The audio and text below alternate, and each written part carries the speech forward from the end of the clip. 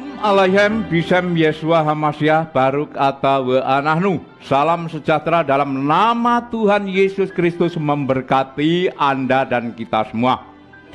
Mula-mula perkenalkanlah, nama saya Mohari. Saya berasal dari kota kecil Madiun dan saya bertobat menjadi pengikut Yesus Kristus tahun 1984. Saya tidak menyangka bahwa saya akan menjadi Kristen. Kenapa? Karena saya termasuk orang-orang yang boleh dikatakan kusuk dalam agama saya yang lama. Sekaligus saya sangat percaya bahwa agama saya lah agama yang paling benar. Agama saya lah agama yang diridhoi oleh Allah. Kitab suci saya mengatakan, janganlah kamu mengikuti suatu pengetahuan atau ilmu yang kamu sendiri tidak tahu. Sesungguhnya pendengaran, penglihatan, dan hati semuanya akan dimintai tanggung jawab nanti kelak di hadapan Allah.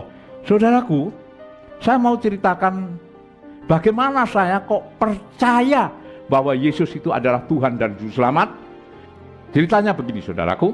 Ketika saya kerja di PT Semen Gresik, sebelum saya menjadi Kristen, dalam perjalanan saya pulang dari Madiun itu, saya bertemu di dalam bis dengan seorang penginjil.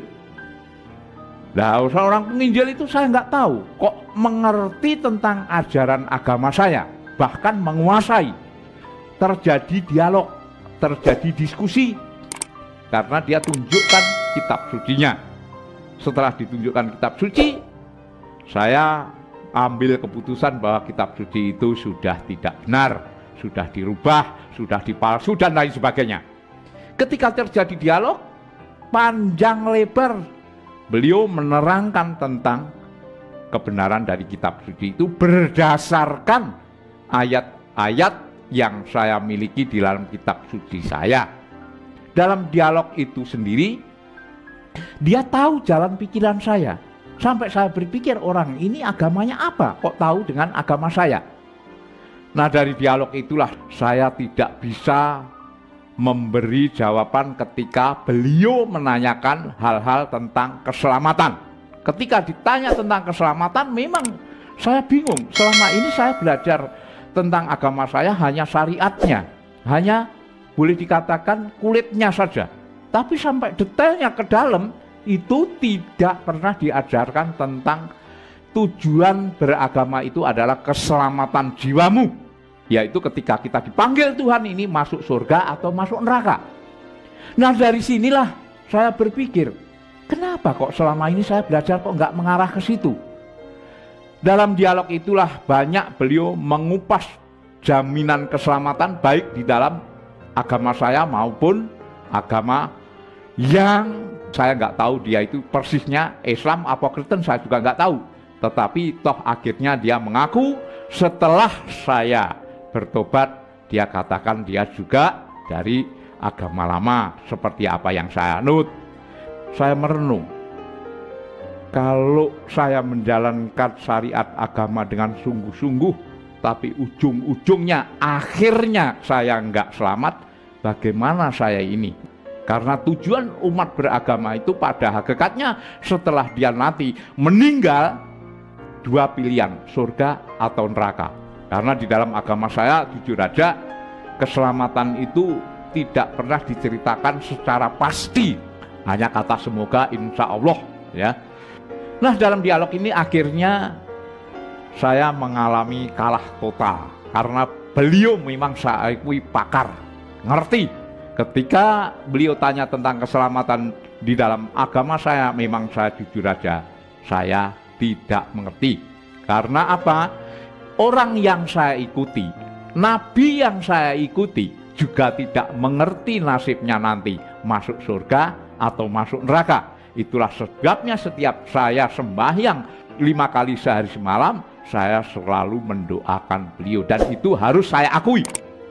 Jadi kalau levelnya seorang tuntunan atau nabi masih kita doakan, bagaimana nasib saya nanti? Siapa yang mendoakan saya? Setelah sampai di Mojokerto, akhirnya beliau mengingatkan saya, Har, ingat, kita hidup ini cuma sekali. Jangan sampai salah pilih, sesal kemudian tidak ada gunanya, tidak ada manfaatnya.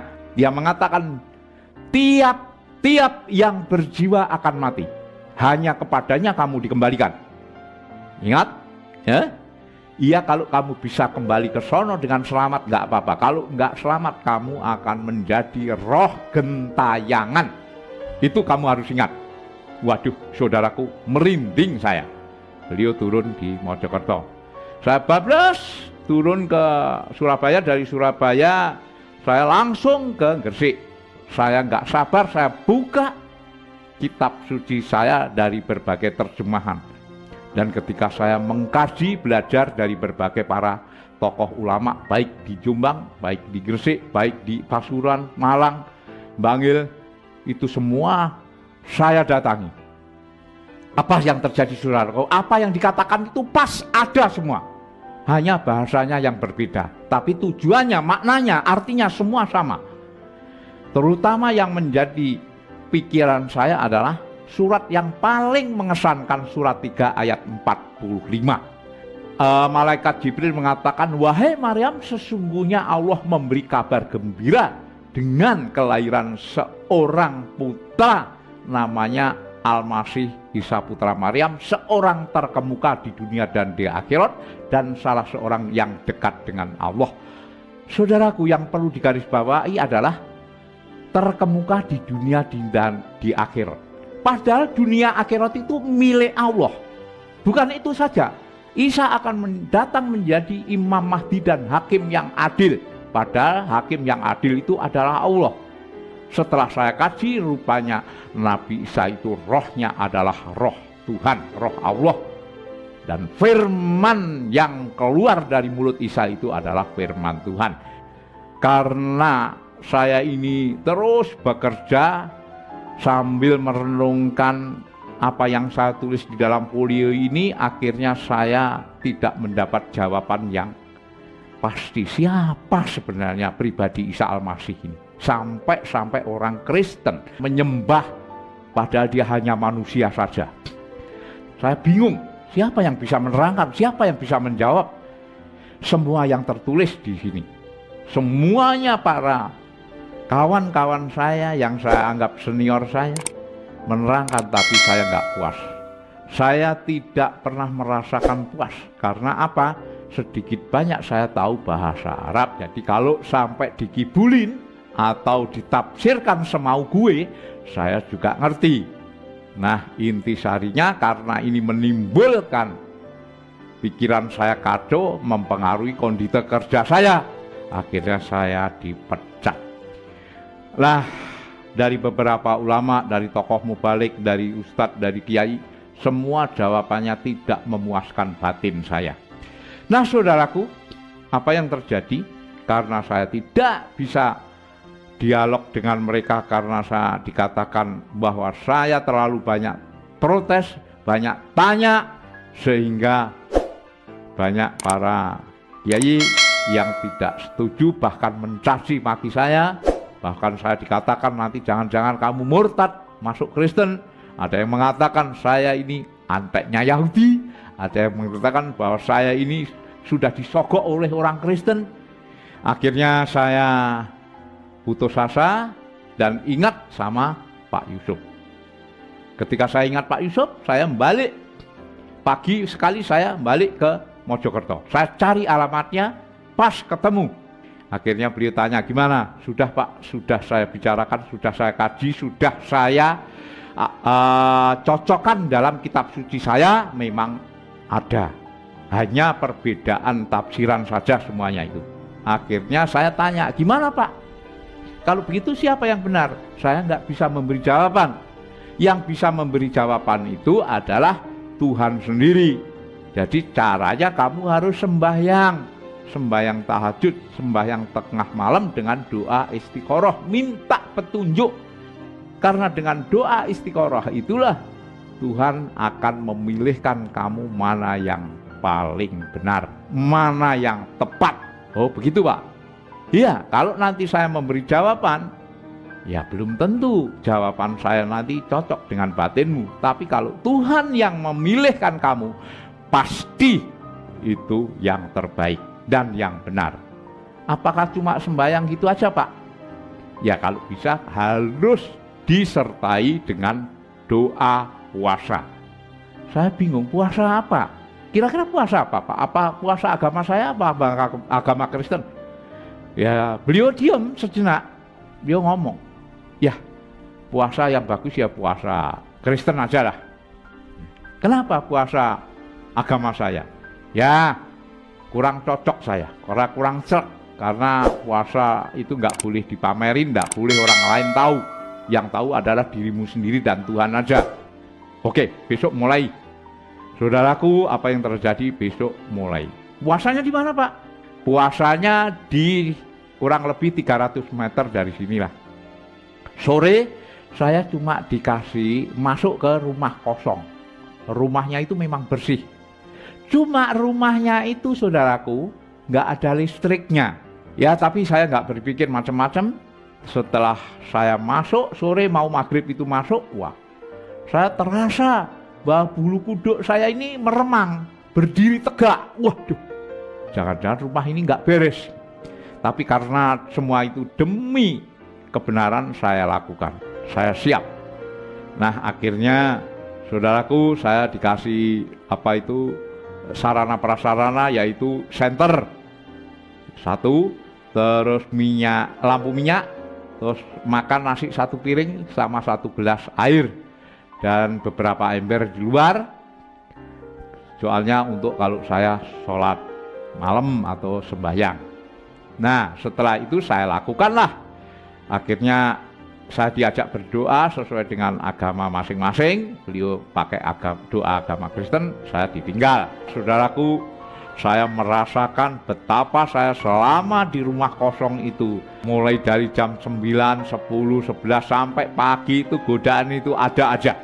Akhirnya sampai pagi kita nggak ada apa-apa. Hari yang kedua, wah lebih dahsyat ini. Saya mendengar perempuan dikejar-kejar mau diperkosa. Wah banyak sekali. Hari kedua perut saya udah mulai lapar, badan lemes. Tengah malam ini yang paling mengerikan itu, di mana mata saya sudah bisa melihat apa yang tidak bisa dilihat oleh mata jasmani. Saya lihat dari berbagai bentuk roh halus, itu jumlahnya bukan ribuan tapi puluhan ribu. Mereka yang ada yang kepalanya binatang, ada yang lidahnya menjulur, ada yang pakai tanduk, ada segala macam lah. Ada yang tidak sempurna, namanya juga bangsa lelembut atau bangsa halus. Jadi dari berbagai macam bentuk ada semua. Nah akhirnya sampai pagi saya kuat walaupun lemes. Malam yang terakhir, disitulah godaan yang paling mengerikan. Apa yang saya lihat itu seperti alam nyata, di mana godaan mulai dari jam 11, 12, jam 1 sampai jam 2 terus menerus godaan itu. Segala macam godaan ada.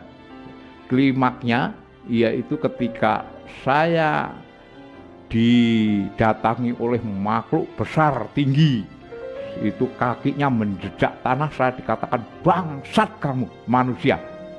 Gara-gara kamu di sini nggak pergi dari sini, semua anak buahku kepanasan. Seperti dibakar, minggat enggak. Tapi saudaraku, saya tidak berkeming. Saya terus panjatkan doa dan saya baca ayat-ayat Quran, termasuk ayat kursi, termasuk segala macam apa yang diperintahkan jikalau kita menghadapi makhluk-makhluk gaib. Terakhir, saya dibawa di alam lain. Saya dibawa di tengah rel kereta api dalam keadaan hujan rintik-rintik. Di tengah rel kereta api itulah saya seperti nyata. Ini bener nggak? Kok tiba-tiba saya di tengah rel kereta api di luar rumah yang saya tempati itu? Wah, ini godaan lagi. Saya wiritan, saya makin wiritan, terus minta perlindungan kepada Tuhan. Saudaraku, apa yang terjadi? Tiba-tiba kereta api itu nongol 100 meter dengan sinarnya yang terang itu, dia ngebel tot sampai beberapa tombak dari tempat saya berdiri dia masih ngebel. Tapi saya makin teguh, akhirnya kereta api itu langsung nabrak saya, lebes, nggak taunya cuma angin besar. Dan dari situlah saya merasakan bahwa semua ini hanya godaan palsu saja. Tiba-tiba saya sudah berada di rumah tadi, disitulah ada terang, ada sinar yang luar biasa terangnya. Seperti matahari yang ada di atas kepala saya. Kaget saya lihat kanan kiri. Loh, katanya sudah diputus. Ini sinar dari mana ini? Saya bingung nyari. Orangnya memang luar biasa, tapi hebatnya, anehnya, sinar itu tidak panas. Sinar itu kelihatannya dingin, sejuk. Saya merasakan tenang, damai, sukacita, sejahtera. Dari situlah saya dipaksa sujud. Tiba-tiba ada bayangan tangan di atas kepala saya. Ketika saya sujud, saya lirik, tangannya siapa? Kenapa tangan itu kok bolong tengahnya? Ini tangannya siapa? Saya batin aja. Ini godaan lagi. Nah, tiba-tiba ketika saya mengatakan artinya hu Allah, maksudnya cuma hu gitu aja. Nah, dari situlah saudaraku, saya mendengar suara. Suara itu begitu lembut menyentuh hati yang paling dalam. Dia mengatakan, "Wahai hari anakku, akulah Yesus Kristus Tuhan dan Juru Selamat. Akulah roti hidup. Akulah air hidup. Akulah kehidupan. Marilah ikut aku. Kamu akan selamat di dunia dan di akhirat." Ini suaranya siapa kok mengatakan Yesus? Yesus yang mana? Jangan-jangan godaan. Dia mengatakan, "Damai sejahtera ku berikan kepadamu. Damai sejahtera ku tinggalkan kepadamu. Apa yang kuberikan kepadamu tidak seperti apa yang dunia berikan kepadamu. Damai, damai, damai." Hilanglah suara itu beserta hilangnya sinar yang terang tadi. Saudaraku, akhirnya apa yang terjadi, saya tanda tanya. Kemana Tuhan saya? Kok tiba-tiba yang nongol kok Yesus? Tuhannya orang Kristen, Tuhannya orang kafir. Kemana Nabi saya? Saya sholawat terus menerus. Saya puji dia, saya agungkan dia. Tetapi yang nongol kok Tuhannya orang Kristen. Dari sinilah saya tanda tanya. Kemana Tuhan saya? Siapa sebenarnya Tuhan? Benarkah Yesus itu Tuhan? Walaupun Yesus sendiri mengakui bahwa Ia adalah Tuhan dan Juru Selamat. Sampai saya jam 7, setengah tujuh saya dibangunkan sama anaknya Pak Yusuf. Om bangun.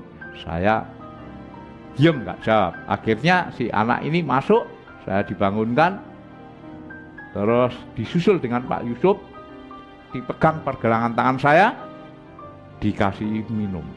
Rupanya penglihatan tadi saudaraku, penglihatan roh-roh halus tadi masih nampak, nggak hilang-hilang. Sampai saya bingung, wah ini kalau sampai begini terus jadi apa ini saya? Gila, jadi orang gila. Nah, kalau saya ceritakan masih banyak ya cerita itu tadi, tapi biarlah ini semua menjadi saksi bahwa Yesus Kristus itu memang Tuhan dan Juru Selamat. Karena apa? Saya mencari Tuhan saya, tetapi yang muncul adalah Yesus Kristus Tuhan dan Juru Selamat. Walaupun saya punya pengalaman demikian, saya tidak langsung percaya. Karena apa? Saya ingin belajar kekristenan itu harus tahu persis. Jangan sampai saya ini nanti kalau memang jadi Kristen ikut-ikutan. Pak Usop melihat saya, "Kamu gimana sih? Kan sudah dijawab, kok kenapa kok kamu masih nggak percaya bahwa Yesus itu Tuhan?" Ya memang saya sudah diketemukan dengan tokoh-tokoh Kristen yang saya anggap pinter lah. Tapi karena latar belakang saya yang berbeda, saya sulit memahami itu. Nah, dari sinilah akhirnya saya dianjurkan, ya udah kalau begitu kamu puasa sekali lagi dah. Akhirnya saya niat puasa lagi 1 hari 1 malam. Tapi belum sampai 1 hari semalam, 9.30 lah ya, saya udah dijawab, pergi tinggalkan kota Surabaya menuju ke barat, ke Jakarta maksudnya. Nah dari situ saya sampaikan sama Pak Usop, ya udah berarti kamu harus pergi ke barat, ke Jakarta, ikuti apa yang menjadi petunjuk. Saya pergi ke Jakarta.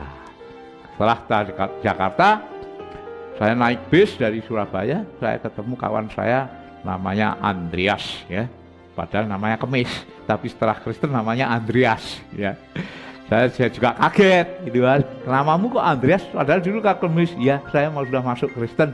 Kapan kamu masuk Kristen? 3 bulan yang lalu. Lah sekarang kamu mau ke mana? Saya mau ke guru saya. Gurumu siapa? Namanya Pak Hamran Hamri. Wah, namanya kok Islam. Wah, kamu Kristen kok gurumu Islam? Enggak, dia dari Islam gitu kan. Nah, terus dia cerita, ya udah aku pengen ketemu sama gurumu. Saya ingin berguru, saya ingin menimba ilmu. Apa sih Kristen itu? Bagaimana? Oh ya boleh. Nah, dari sinilah seperti dituntun saja saya langsung ke temannya Bapak Amran Amri karena sudah sore, saya diminta besok aja kembali. Saya dialoglah, besok paginya saya datang kembali 1 hari saudaraku. Dari jam 7 sampai setengah 7 malam, saya puas, saya merasakan betapa luar biasanya, betapa agungnya, betapa mulianya ajaran Kristen itu. Saya tanya, Pak, kalau boleh apa saya bisa menjadi muridnya Bapak? Enggak usah, kamu sudah punya dasar Islam. Ambil aja buku saya. Saya ambil bukunya, saya nggak punya duit. Enggak, kalau nggak punya duit nggak apa-apa, ambil aja, pelajari. Apa-apa yang kamu tidak jelas, apa-apa yang kamu tidak paham, nanti tanyakan saya akan tuntun kamu sampai mengerti. Oke Pak, terima kasih. Nah dari situlah saya kembali lagi, setiap ada kesulitan saya tanya, akhirnya ketiga kalinya saya ditantang. Udah, kamu siap mau dibaptis? Dibaptis itu diapakan tanda pertobatan. Nah, dari situ saya siap mau dibaptis. Saya ditawari sekolah di Akademi Teologi Maranatha waktu itu di Cibogo, Bogor. Nah dari situlah saudaraku, saya sekolah teologi, kira-kira menempuh waktu 4 tahun lah ya, 4 tahun karena saya banyak di lapangan, saya ditugaskan di Lampung dan puji Tuhan banyak yang bertobat karena memang saya senang. Nah sampai sekarang ini saudaraku, saya tetap melayani pekerjaan Tuhan karena saya merasa diselamatkan, karena merasa bahwa kebaikan Tuhan itu tidak bisa ditukar oleh apapun, harta, kekayaan, derajat, pangkat, semuanya tidak ada nilainya dibandingkan dengan kemuliaan janji Tuhan di surga yang kekal bakal nanti. Demikianlah kesaksian saya, mudah-mudahan memberi kekuatan bagi orang-orang yang hidup di dalam Tuhan dan memberi kesaksian bagi mereka yang belum mengenal Tuhan. Wabillahi taufik wal hidayah. Wassalamualaikum bismi rabbiyas su'al masih ala dibarokna wa mubarakan fihi.